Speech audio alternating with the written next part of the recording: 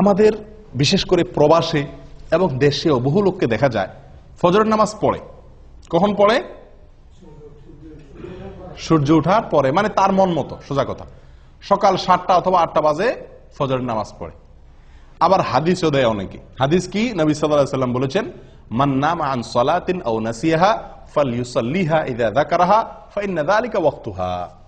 নবী সাল্লাল্লাহু আলাইহি ওয়াসাল্লাম বলেছেন, যদি কেউ ঘুমায় যায়, ঘুমের কারণে উঠতে না পারে, অথবা ভুলে যায়, তাহলে তার যখন স্মরণ হবে বা ঘুম ভাঙবে তখনই তার নামাজ পড়বে, তার গুনাহ হবে না, ওইটাই তার জন্য নামাজ।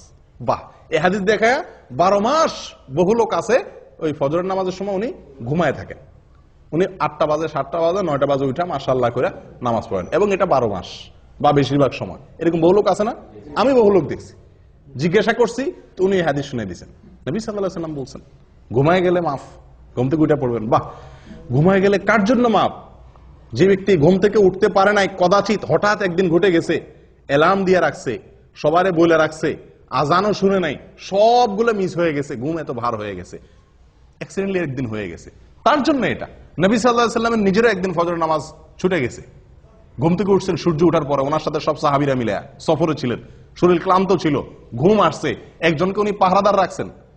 অ্যালার্ম ঘড়িতে তখন ছিল না, একজনকে পাহারাদার রাখছেন, বলছেন তুমি ডাইকে দিবা। এই বেচারারও কি এসে গেছে? ঘুম এসে গেছে। আসলে এবার সবাই ঘুম, ফজরের নামাজের ওয়াক্ত শেষ, সূর্য উঠে গেছে, যখন রোদ লাগা শুরু হয়েছে, এবার সবাই আস্তে আস্তে ঘুম ভাঙছে। নবী সাল্লাল্লাহু আলাইহি সাল্লামকে আল্লাহ সুবহানাহু ওয়া তাআলা এই এক ওয়াক্ত জীবনে ফজরের নামাজ দেরি করায়া পড়াইছেন আমাদের শেখার জন্য। আমাদের কিসের জন্য? শেখার জন্য, যেন এরকম জীবনে হইলে কি করব সেই পদ্ধতি আমরা জেনে নিতে পারি। কিন্তু এটা ওনার জীবনে কয়বার হয়েছে? একবার। আর আপনি প্রতিদিন সে কাম করবেন। ওনার যুগে তো অ্যালার্ম আলা ঘড়ি ছিল না, মসজিদের মাইকের আজান শোনা যেত না। আপনার যুগে তো সব ব্যবস্থা আছে, আপনি 4বার 5বার অ্যালার্ম দেন, মাশাআল্লাহ, বিমান তো মিস হয় না, রেলগাড়ি তো মিস হয় না, ডিউটি টাইম তো মিস হয় না, ফজর কেমনে মিস হয়? হ্যাঁ, ওখানে তো মিনিট সেকেন্ড হিসাব করে আসেন, ফজর নামাজ তো মিনিট সেকেন্ড হিসাব করে আসার দরকার হয় না, ঠিক না? ঠিক। তাহলে এখানে কিভাবে মিস হয়? এগুলো সব হলো গাফলতি। এগুলো সব হলো কি? গাফলতি। আল্লাহ সুবহানাহু ওয়া তাআলা বলেছেন, ফাওয়াইলুল লিল মুসাল্লিন আল্লাযীনা হুম আন সালাতিহিম সাহুন। নামাজ পড়লেই শুধু হবে না, গাফলতি করবেন, অলসতা করবেন, 4 ওয়াক্ত পড়বেন, 1 ওয়াক্ত পড়বেন না, এই টাইপের মুসল্লি সবচাইতে আজকে বেশি। 4 ওয়াক্ত হাজির হয়, ফজরে আসে না, 3 ওয়াক্ত হাজির হয়, 2 ওয়াক্ত পড়ে না সুবিধা মতো, অথবা যখন উঠে তখন। ভাই, এভাবে আদায় করলে কখনো নাজাত বা মুক্তি পাওয়া যাবে না। যে নামাজটা সবচেয়ে গুরুত্বপূর্ণ, যে নামাজটা পড়তে কষ্ট হয়, এটার মর্যাদা সবচেয়ে বেশি, এটার গুরুত্ব সবচেয়ে বেশি দিতে হবে। অতএব আপনি এই অজুহাত দিতে পারবেন না যে আমি ঘুমায় গেছি এই জন্য 8টা 9টা বাজে উঠা পড়ছি। এটা একদিন হতে পারে, সবসময় হতে পারে এটা।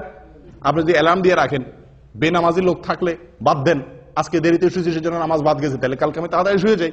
চেষ্টা করলে এই সমস্যা থেকে বের হয়ে আসা সম্ভব কি সম্ভব না? অতএব 12 মাসের জন্য 8টা 9টা বাজে যারা নামাজ পড়েন তারা জেনে রাখবেন, তাদের এই নামাজ মন মতো নামাজ হবে। কোম্পানির ডিউটি আপনাকে একটা টাইম বেঁধে দিয়েছে, এতটা থেকে এতটা, আপনি মন মতো অন্য টাইমে যা ডিউটি করে চলে আসছেন, কি বলেন? বেতন দিবে আপনারে? আপনাকে বলছে 8টা টু 5টা তোমার ডিউটি, আপনি 8টা টু 5টা অন্য কোনো কাজ করে ঘুরে ঘেরা সমনষ্ট করে ঘুমায় টুমায় থাকলেন, 5টার পরে যায় কেউ নাই, আপনি ঘুরে ঘেরা 5টার পরে 8 ঘন্টা যায় বয়ে থাকলেন, টুকটাক কিছু কাম কাজ করলেন, মাস শেষে করুন বেতন দেন, আপনারা দিবে কেউ বেতন? কোনো পাগলে? আল্লাহ সুবহানাহু ওয়া তাআলা বলেছেন, ইন্নাস সালাতা কানাত আলাল মুমিনিনা কিতাবাম মাওকুতা। সালাত নির্দিষ্ট সময় আল্লাহ তাআলা নির্ধারিত করে রাখছেন, নির্দিষ্ট সময়, ওই সময় পড়তে হবে। আপনার মন মতো 9টা বাজে ঘুম থেকে উঠা ফজর পড়লে আদায় হবে না। এটা হঠাৎ একদিন হতে পারে, বিশেষ কোনো কারণে, বিশেষ কোনো অজুহাতে।